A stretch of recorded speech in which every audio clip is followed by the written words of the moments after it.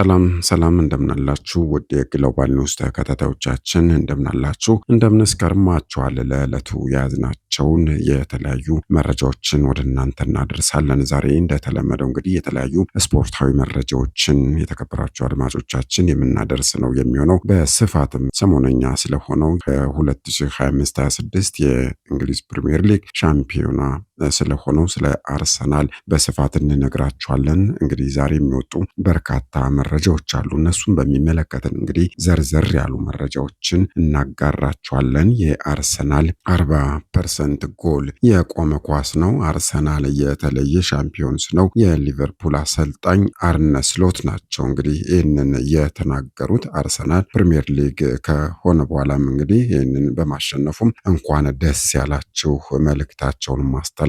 ፕሪሚየር ሊጉን እንግዲህ ማሸነፍ ቀላል አይደለም። እነሱ አስደናቂ ስራ ሰርተዋል እንኳን ደስ ያላቸው ሲሉም ነው የተናገሩት። እንግዲህ አርሰናል ያስቆጠራቸው 40% ጎሎችም ከቆመ ኳሶች የተነሱ ናቸው። እግር ኳስ ተቀይሯል ሲሉም ነው አርነ ስሎት የተናገሩት። ዝርዝሩን እናስደምጣቸዋለን። በሌላኛው መረጃችን ደግሞ የምንጊዜ ምርጥ 10 የዓለም ዋንጫ ጀግኖችን በተመለከተም ለበርካታ አስርት ዓመታት እንግዲህ አከራካሪ ሆኖ መቆየቱም የሚታወስ ነው። ሆኖም ይህ ውይይት እንግዲህ እግር ኳስ እስካለ ድረስ የሚቀጥል መሆኑ ቢታወቅም ከ2026ቱ የዓለም ዋንጫ በፊት ግን የተመረጡትን የምንጊዜም ምርጥ 10 የዓለም ዋንጫ ጀግኖችን ዛሬ ልንነግራችሁ መረጃውን ይዘነዋል።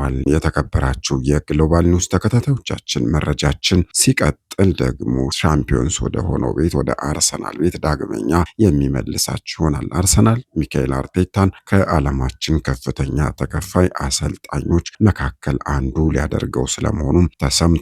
ከ22 ዓመታት በኋላ እንግዲህ የፕሪሚየር ሊጉን ዋንጫ ወደ መድፈኞቹ ቤት የመለሰው ሚካኤል አርቴታ ከፍተኛ ደሞዝ የሚያስገኝለት አዲስ ውል ሊፈራረም ነው። ይህም ሌላኛው ለሰዓቱ የያዝነው መረጃችን ነው። ከወደ ናይጄሪያም አርሰናልን በተመለከተ አነጋጋሪ መረጃ እየወጣ ነው የሚገኘው። ናይጄሪያው ፓስተር ነው እንግዲህ አርሰናል የፕሪሚየር ሊግ ዋንጫ እንደማያሸንፍ ተንብዮ ነበረ። ታዲያ ዛሬ በወጣ አዲስ መረጃ እንግዲህ ይህንን የተነበየው የናይጄሪያው ፓስተር ደጋፊዎችን ይቅርታ ጠይቋል። ነገሩ እንግዲህ ፈገግም የሚያሰኝ አግራሞትንም የሚፈጥር ነው። በናይጄሪያ የሚገኘው የዞኢ ሃውስሆል ግሎባል ቤተክርስቲያን ፓስተር ዶላፖ ላውል ናቸው እንግዲህ የተናገሩት። አርሰናል በዚህ የውድድር ዘመን የፕሪሚየር ሊግ ዋንጫን እንደማያሸንፍ ተንብየው ነበረ። እንግዲህ የሳዩን ቀርቶ ነው ዛሬ ይቅርታ የጠየቁት። ይህንንም እንነግራቸዋለን። እንደዚሁም መድፈኞቹ የ22 ዓመታት የዋንጫ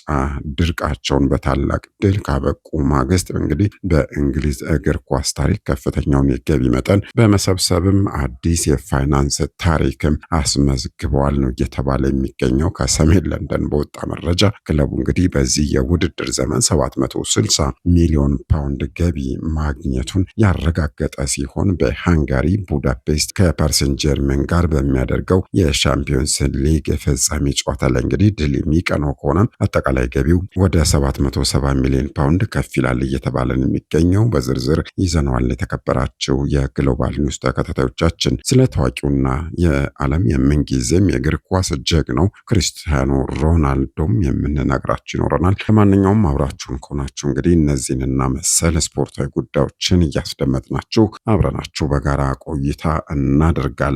ቻናሉን ሰብስክራይብ፣ ላይክ እያደረጋችሁ ቤተሰብ እንድትሆኑ በአክብሮት እንጋብዛለን። እኛ በዚሁ ወደ መረጃችን እናልፋለን። በቀዳሚነት ወደ እናንተ የምናደርሰው የምንጊዜ ምርጥ 10 የዓለም ዋንጫ ጀግኖችን በተመለከተ ለበርካታ አስርት ዓመታት እንግዲህ አከራካሪ ሆኖ መቆየቱ የሚታወስ ነው። ውይይቱ እንግዲህ እግር ኳስ እስካለ ድረስ የሚቀጥል ቢሆንም ከ2026ቱ የዓለም ዋንጫ በፊት ግን የተመረጡትን የምንጊዜ ምርጥ 10 የዓለም ዋንጫ ጀግኖችን ነው በዝርዝር ዛሬ ልንነግራችሁ የያዝነው። በ10ኛ ደረጃ ላይ የተቀመጠው ዚነዲን ዚዳን ነው። ፈረንሳዊ ሲሆን ከምንጊዜ ምርጥና አነጋጋሪ ተጫዋቾች አንዱ ነው። ዚዳን እንግዲህ በ1998ቱ የዓለም ዋንጫ ሀገሩ ፈረንሳይ ዋንጫውን ስታነሳ በፍጻሜው ጨዋታ 2 ግቦችን ማስቆጠር የቻለ ጀግና ተጫዋች ነበረ። በ2006ቱ የዓለም ዋንጫ ፍጻሜ ላይ በጣሊያኑ ተጫዋች ማትራዚ ላይ በፈጸመው ታሪካዊ የጭንቅላት ምት በቀይ ካርድ ከሜዳ ቢወጣም እንግዲህ የውድድሩ ምርጥ ተጫዋች ሆኖ ተመርጧል ማለት ነው። ለፈረንሳይ በ108 ጨዋታዎች ላይ ተሰልፎ 31 ግቦችንም ማስቆጠር ችሏል። በአሰልጣኝነት ደግሞ እንግዲህ ከሪያል ማድሪድ ጋር 3 የሻምፒዮንስ ሊግ ዋንጫዎችንም ማግኘት የቻለ ተጫዋች ነው። በ9ኛነት ደረጃ ላይ የተቀመጠው ደግሞ ጂሚ ግሪቭስ ነው። ይህም እንግሊዛዊ ነው። እንደ ቦቢ ሙር ያሉ ታላላቅ ተጫዋቾች ቢኖሩም በእንግሊዝ ደጋፊዎች ዘንድ እንግዲህ እንደ ጂሚ ግሪቭስ የተወደደ አልነበረም። በ1962ቱ የዓለም ዋንጫ ሩብ ፍጻሜ ላይ ወደ ሜዳ የገባን ውሻ በመያዝ እንግዲህ ታዋቂነትን ያተረፈ ጀግና ነው። በ1966ቱ የእንግሊዝ የዓለም ዋንጫ አሸናፊ ስብስብ ውስጥም ቁልፍ ተጫዋች ነበረ። በእንግሊዝ ብሔራዊ ማሊያ እንግዲህ 6 ጊዜ ሃትሪክ የሰራ ሲሆን ክብረ ወሰኑም እስካሁን እንዳልተሰበረበት ነው የተነገረው። በ8ኛነት ደረጃ የምናገኘው ደግሞ ፌረንች ፑሽካሽ ነው። ይህ ደግሞ ሃንጋሪያዊ ነው። እንግዲህ የሃንጋሪ ወርቃማ ትውልድ ቡድን አምበል የነበረው ፑሽካሽ ለሃንጋሪ ባደረጋቸው 85 ጨዋታዎች 84 በሚገርም ሁኔታ ነው እንግዲህ ግቦችን ማስቆጠር የቻለ ጀግና ነበረ። ሃንጋሪ በሱ መሪነት እንግዲህ በ1950ዎቹ በተለይም እጅግ አስፈሪ ቡድን የነበረች ሲሆን በ10 ዓመት ውስጥ እንግዲህ የተሸነፈች የ1954ቱን የዓለም ዋንጫ ፍጻሜ ጨዋታ ብቻ ነበረ። በአጠቃላይ በሙያው እንግዲህ ባደረጋቸው 705 ጨዋታዎች 702 ግቦችን ማስቆጠር የቻለ ጀግና ነበረ። በ7ኛነት ደረጃ የተቀመጠው ደግሞ ሎታር ማቴዎስ ነው። ይህም ጀርመናዊ ሲሆን እንግዲህ ለጀርመን ብሔራዊ ቡድን 150 ጨዋታዎችን በማድረግም ክብረ ወሰን የያዘው ማቴዎስ በ5 የዓለም ዋንጫዎች ላይ የተሳተፈ ነው። በ1990 ምዕራብ ጀርመን ዋንጫውን እንድታነሳ ትልቅ ሚና ተጫውቷል። በዓለም ዋንጫ ታሪክ እንግዲህ ብዙ ጨዋታዎችን ወደ 25 የሚደርሱ ጨዋታዎችን በማድረግም ክብረ ወሰን ይዟል ነው እየተባለ የሚገኘው። ታላቁ ማራዶና በሕይወቴ ከገጠሙኝ ተጫዋቾች ሁሉ እጅግ ከባዱ እሱ ነበር ሲልም መስክሮለታል ነው የሚባለው። በ6ኛነት ደረጃ ደግሞ ጀርመናዊው ሚሮስላቭ ክሎዘ ነው። በስፖርታዊ ጨዋነቱ ወደር የማይገኝለት ክሎዘ እንግዲህ በዓለም ዋንጫ ታሪክ 16 ግቦችን በማስቆጠር የምንጊዜም ከፍተኛው የግብ አስቆጣሪነት ክብረ ወሰን ባለቤት እንደሆነ ይነገርለታል። በ4 የዓለም ዋንጫዎች ላይ እንግዲህ ግብ ያስቆጠረ ሲሆን በ2014 የዓለም ዋንጫንም ከጀርመን ጋር አንስቷል። ለሀገሩ በ137 ጨዋታዎች 71 ግቦችንም መረብ ላይ አሳርፏል። 5ኛው ሮናልዶ ናዛሪዮ ነው። ብራዚላዊ ነው። ይሄ ዘ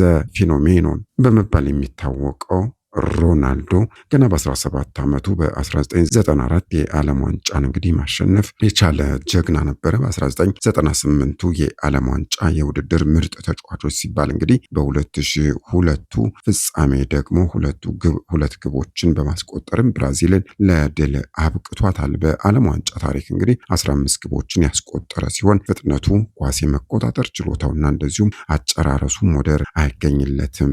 ይህም እንግዲህ በ5ኛ ደረጃ የተቀመጠ እግር ኳሰኛ ነው ማለት ነው። ሌላው በ4ኛነት ደረጃ ተቀምጦ የምናገኘው ደግሞ አሁንም ጀርመናዊ ነው። ጀርመናዊ ፍራንዝ ቤከንባወር ነው። በእግር ኳስ ታሪክ እንግዲህ እንደ ተጫዋችም ሆነ እንደ አሰልጣኝ የዓለም ዋንጫን ካነሱ 3 ሰዎች መካከል አንዱ ነው። በ1974 የዓለም ዋንጫውን የጀርመን አምበል ሆኖ ሲያነሳ እንግዲህ በ1990 ደግሞ በዋና አሰልጣኝነት አሸንፏል። ተከላካይ ቢሆንም እንግዲህ ለሀገሩ 14 ግቦችን በ103 ጨዋታዎች ማስቆጠር የቻለ ጀግና ነበረ። በ3ኛነት ደረጃ ተቀምጦ የምናገኘው ኔዘርላንዳዊ ዮሐን ክራይፍ ነው። ባሎንዶርን 3 ጊዜ ያሸነፈው ክራይፍ የቶታል ፉትቦል ፍልስፍና አባት በመባልም ይታወቃል። እግር ኳስን ከጉልበት ስፖርትነት ወደ ጥበብና ውበት የቀየረ ታላቅ ፈጣሪም ነበር ነው የሚባለው። በ1974 እንግዲህ ኔዘርላንድስ እስከ ፍጻሜ ያደረሰ ሲሆን እርሱ ግብ ባስቆጠረባቸው ጨዋታዎች እንግዲህ ሀገሩ ተሸንፋ አታውቅም። ምናልባትም በ48 ጨዋታዎች 33 ግቦችንም ማስቆጠር የቻለ ጀግና ነበረ። ሌላኛው ደግሞ በሁለተኛነት ደረጃ የተቀመጠው አርጀንቲናዊ ዲያጎ ማራዶና ነው። በእግር ኳስ ታሪክ አቻ ከሌላቸው ተጫዋቾች አንዱ ነው። በ1986 የዓለም ዋንጫ ሩብ ፍጻሜ በእንግሊዝ ላይ ያስቆጠራት የክፍለ ዘመኑ ምርጥ ጎል እና እንደዚሁም ደግሞ በውዝግብ የምትታወቅ ፈጣሪ እጅ ግቡ አይረሱም። በዛሬው ዓመት አርጀንቲናን ለዓለም ዋንጫ ድልም እንዳበቃት ነው የሚነገርለት። በመጨረሻ ወይም ደግሞ በአንደኛነት ደረጃ የተቀመጠው ደግሞ ፔሌ ነው። ብራዚላዊው ፔሌ ከብራዚሉ ፔሌ የበለጠ እንግዲህ የተሳካ የእግር ኳስ አዶ የለም ማለት ይቻላል። የዓለም ዋንጫን እንግዲህ 3 ጊዜ ማለትም በ1958 በ1962 እና በ1970 ያነሳ ብቸኛው ተጫዋች ነው። ለብራዚል እንግዲህ በ92 ጨዋታዎች 77 ግቦችን አስቆጥሯል። ታዋቂነቱ ከማየሉ የተነሳ በ1969 በናይጄሪያ የእርስ በርስ ጦርነት ወቅት እንግዲህ እርሱ የሚጫወትበትን ጨዋታ ለማየት ሲባል ጦርነቱ ለጊዜው እንዲቆም ተደርጎም ነበር የሚባለው። ፔሌ እንግዲህ እግር ኳስን ወደ ላቀ የጥበብ ደረጃ ያደረሰ የምንጊዜም ምርጥ ተጫዋች ነው ብሎ መደምደም ይቻላል። የተከበራቸው አድማጮቻችን እንግዲህ ከ1 እስከ 10 ያሉት እነዚህ ናቸው። ወደ ሌላኛው መረጃችን ስናልፍ ደግሞ አርሰናል ሚካኤል አርቴታን ከዓለማችን ከፍተኛ ተከፋይ አሰልጣኞች አንዱ ሊያደርግ መሆኑን ሰምተናል። ከ22 ዓመት በኋላ እንግዲህ የፕሪሚየር ሊጉን ዋንጫ ወደ መድፈኞቹ ቤት የመለሰው ሚካኤል አርቴታ ከፍተኛ ደሞዝ የሚያስገኝለት አዲስ ውል ሊፈራረም መሆኑ ነው የተሰማው። የ44 ዓመቱ አሰልጣኝ በሰሜን ለንደኑ ቡድን ላይ እንግዲህ የፈጠረው ተጽዕኖ የክለቡ ኃላፊዎችን በእጅጉ አስደስቷል። የክለቡ ባለቤት አሜሪካውያኑ የክሮንኬ ቤተሰቦች ቀድሞም እንግዲህ በአርቴታ ላይ የነበራቸውን እምነትም የጠነከረ እንደነበርም ነው የሚነገረው። ስፔናዊው አሰልጣኝ ከአርሰናል ጋር እንግዲህ ያለው ውል በቀጣይ የውድድር ዓመት ይጠናቀቃል። ቢሆንም ግን አርቴታ በተጫዋችነት 5 በአሰልጣኝነት ደግሞ 6 ዓመታትን ያሳለፈበትን የአርሰናልን ቤት የመልቀቅ እቅድ ያለው አይመስልም። በታሪኩ ለሁለተኛ ጊዜ እንግዲህ የአውሮፓ ሻምፒዮንስ ሊግ የፍጻሜ ተፋላሚ የሆነው አርሰናል በቀጣይ ሳምንት እንግዲህ ቅዳሜ ግንቦት 22 ቀን ፓሪሰን ጀርመንን ይገጥማል። ከዚህ ጨዋታ በኋላ እንግዲህ የክለቡ ኃላፊዎችም የአሰልጣኛቸው ውል ማራዘም ላይ የሚያተኩሩ እንደሚሆንም ነው እየተነገረ የሚገኘው። ዴይሊ ሜይል ነው መረጃውን ያወጣው። እንግዲህ ይህ የመረጃ ምንጭ እንደዘገበው እንግዲህ አርቴታ በ2027 የሚጠናቀቀው የአሁኑ ውሉ በአመት እንግዲህ 10 ሚሊዮን ፓውንድ ያስገኝለታል። ቡድኑን የአውሮፓ ሻምፒዮንስ ሊግ ተሳታፊ ሲያደርግ ደግሞ 5 ሚሊዮን ፓውንድ ጉርሻ ይበረከትለታል ነው እየተባለ የሚገኘው። የክሮንኬ ቤተሰብ የአሰልጣኙን ደሞዝ እንግዲህ በእጥፍ የማሳደግ ፍላጎት አሳይተዋልም ተብሏል። አሁን ላይ እንግዲህ የአትሌቲኮ ማድሪድ ዋና አሰልጣኝ ዲያጎ ሲሞኔ በአመት 25 ሚሊዮን ፓውንድ በማግኘት ከአሰልጣኞች ቀዳሚውን ስፍራ ይይዛል። ከማንቸስተር ሲቲ ጋር እንደሚለያይ የሚጠበቀው ፔፕ ጋርዲዮላ ደግሞ ከጉርሻ ውጪ አመታዊ 20 ሚሊዮን ፓውንድም ይከፈለዋል። አርሰናል ባለፉት ዓመታት ጠንካራ ተፎካካሪ በመሆኑና ዘንድሮ ደግሞ ዋንጫ ማሸነፉ ክለቡን በገቢ ጠንካራ ያደርገዋል ነው እየተባለ የሚገኘው። ዘንድሮ በአውሮፓ ሻምፒዮንስ ሊግ እስከ ፍጻሜ በመድረሱ 124 ሚሊዮን ፓውንድም ያገኛል ተብሏል። ውድድሩን በድል ካጠናቀቀ ደግሞ ገቢው በዚህ ብቻ የሚገደብ አይሆንም። ምናልባትም ወደ 5.6 ሚሊዮን ፓውንድም የሚያስገኝለት የአውሮፓ ሱፐር ካፕ ተሳታፊ ይሆናልም ነው እየተባለ የሚገኘው። ከዩሮፓ ሊግ አሸናፊው ጋር የሚደረገውን ይህንን የሱፐር ካፕ ጨዋታ እንግዲህ ካሸነፈ ደግሞ ተጨማሪ 9.5 ሚሊዮን ፓውንድም ወደ ካዝናው ያስገባል። ከዚህ ውጭ በ2029 ለሚደረገው የዓለም የክለቦች ዋንጫ ተሳታፊነቱንም ያረጋግጣል። እነዚህ እንግዲህ ተደራራቢ ድሎች መዳረሻቸው ሰሜን ለንደን ከሆኑ የክለቡ ስፖንሰር አድራጊዎችም እንደዚሁ ካዝናውን የሚያደልብ ጉርሻ እንደሚሰጡ ነው እየተነገረ የሚገኘው። መንገዶቹ ሁሉ በስኬት የተሞሉለት አርሰናል የውጤታማነት ቁልፍ የሆነው ዋና አሰልጣኛቸው ሚካኤል አርቴታ ውል ማራዘም ከየትኛውም ስራ በላይ እንግዲህ ቅድሚያ የሚሰጡት ነው። አርቴታ ለክለቡ ካለው ፍቅር መነሻ ውል ለማራዘምም ብዙ ያታግላል ተብሎም የሚጠበቅ ጉዳይ አይደለም። የተከበራችሁ የግሎባል ኒውስ ተከታታዮቻችን መረጃዎቻችን መረጃዎቻችን እንደቀጠሉ ናቸው። ወደ ሌላኛው ስፖርታዊ መረጃችን ስናልፍ ደግሞ አስገራሚም እንግዲህ ፈገግ የሚያሰኛችሁን ዜና እንንገራችሁ። አርሰናል የፕሪሚየር ሊግ ዋንጫ እንደማያሸንፍ የተነበየው የናይጄሪያ ፓስተር ደጋፊዎችን ይቅርታ ጠይቋል ነው የተባለው። በናይጄሪያ የሚገኘው የዞኢ ሃውሶል ግሎባል ቤተክርስቲያን ፓስተር ዶላይ ላውል አርሰናል በዚህ የውድድር ዘመን የፕሪሚየር ሊግ ዋንጫ እንደማያሸንፍ ተንብዮ ነበር የተባለው። እንግዲህ ታዋቂው የናይጄሪያ ፓስተር ዶላፖ ላውል ይህንን ያለው እንግዲህ በፈረንጆቹ ሚያዝያ ወር ላይ ስብከት ላይ እያለ በስብከቱ መሃል እንደ ትንቢት አድርጎ የተናገረው ነው የተባለው። በሰዓቱ እንግዲህ በናይጄሪያ የሚገኙ አርሰናል ደጋፊዎችን በማህበራዊ ሚዲያ ላይ ጭምር እንግዲህ የሰጡት ተቃውሞ ከፍተኛ ነበርም ነው የተባለው። ታዋቂው የናይጄሪያ ፓስተር ዶላፖ ላውል የለንደን እግር ኳስ ክለብ የአርሰናል 22 ዓመታት በኋላ ለመጀመሪያ ጊዜ የእንግሊዝ ፕሪሚየር ሊግ ዋንጫን ማሸነፉን ሲያውቅ ግን ይቅርታ ጠይቋል ነው የተባለው። እሺ ተሳስቻለሁ፣ የአርሰናል ደጋፊዎችን እንኳን ደስ አላችሁ በማለትም መሳሳቱን አምኗል ማለት ነው። ነገር ግን የሚደርስበትን ትችት ለማስቆም ብዙም አልረዳውም። ይልቁንም በብዙዎች ዘንድ እንግዲህ ትችትና ዘለፋውም እንደቀጠለ ነው። አሁንም ድረስ ባለፉት 3 የውድድር ዘመናት እንግዲህ ሁለተኛ ደረጃን ይዘው ያጠናቀቁት መድፈኞቹ የ2003-4 የአርሴን ቬንገር ድል በኋላ የመጀመሪያውን የእንግሊዝ ዋንጫ ማሳካትም ችለዋል።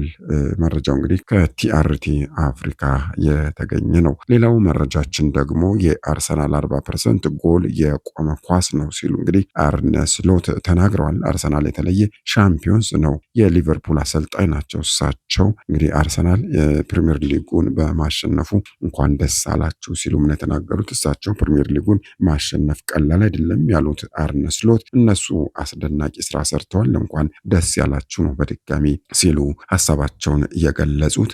እንግዲህ አርሰናል ያስቆጠራቸው 40% ጎሎችም ከቆመ ኳሶች የተነሱ ናቸው። እግር ኳስ ተቀይሯል ሲሉም አርነ ስሎት ተናግረዋል ማለት ነው። አርሰናልን ሲገልጹትም ካለፉት የውድድር ዓመታት የተለየ ሻምፒዮን ያሉ ሲሆን በበርካታ የቆመ ኳስ ጎል ማሸነፍ ይለየዋል ሲሉም ነው እንግዲህ ምጽአትም ያለው ይመስላል። ለማንኛውም ይህንን ብለዋል የሊቨርፑሉ አሰልጣኝ። የተከበራችሁ የግሎባል ኒውስ ተከታታዮቻችን ለዛሬ የያዝናቸው መረጃዎቻችን እነዚህን ይመስላሉ። እንግዲህ ቻናሉን ሰብስክራይብ እና ላይክ እያደረጋችሁ አሁንም ቤተሰብ ሁኑ። ተጨማሪ መረጃዎችንም አግኙ ነው የምንለው። ሰላማችሁ ብዝት ይበልልን።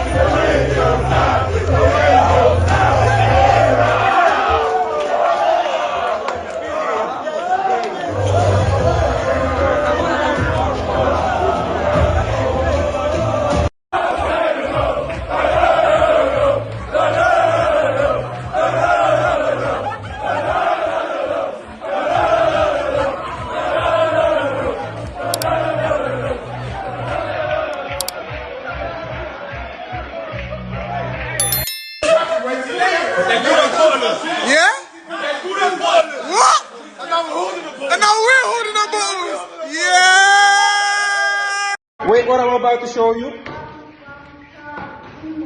Light that up. Hey, let me tell you something. 22 years there was laughing, there was joking, they're not laughing anymore. Look, it's gonna be shining, look. It's gonna be shining bright. Enjoy your Yes, dude! Yeah!